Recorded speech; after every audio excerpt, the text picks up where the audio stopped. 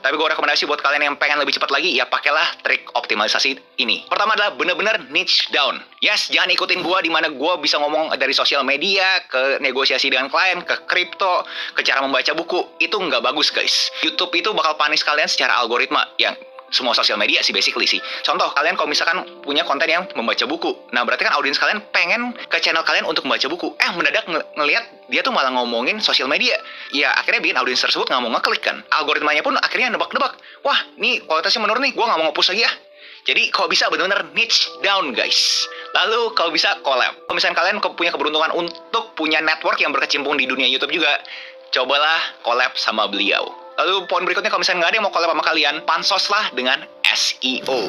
Contoh, kalau misalnya gue mau pansos dengan subscribernya Atta Halilintar, gue bakal bikin thumbnail dan judul seperti 5 rekomendasi buku Atta Halilintar yang harus dibaca sebelum umur 30.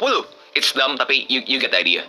Lalu harus ada yang namanya konten strategi, dimana gue on the record bilang namanya kreator itu layaknya UMKM, dimana gue ngomongnya KMKM. Sebagai UMKM, kalian butuh kan fast moving punya produk kan. Nah, kalian juga cari nih fast moving kontennya kalian apa nih yang lagi trending, yang semua orang yang ngomongin. Komentarinlah trending topik tersebut.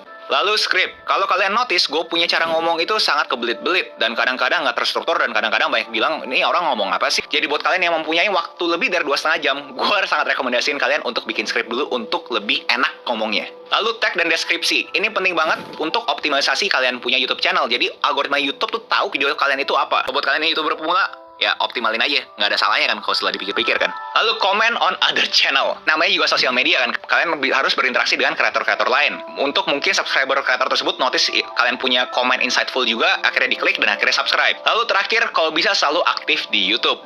Karena YouTube itu udah ada yang namanya shorts, bisa live, bisa ngepost. Dan semakin kalian aktif di sosial media tersebut, algoritmanya juga pasti menguntungkan kreator yang lebih aktif. Apakah artinya kalau misalnya kalian melakukan semua step yang gue elaborasi di video ini bisa menghasilkan hasil yang sama seperti gue? Pastinya kagak. Ada faktor-faktor lain yang abstrak dan subjektif seperti luck dan storytelling. Tapi gue yakin video ini memperbesar kemungkinan kalian untuk bisa menjadikan YouTube ini profesinya kalian.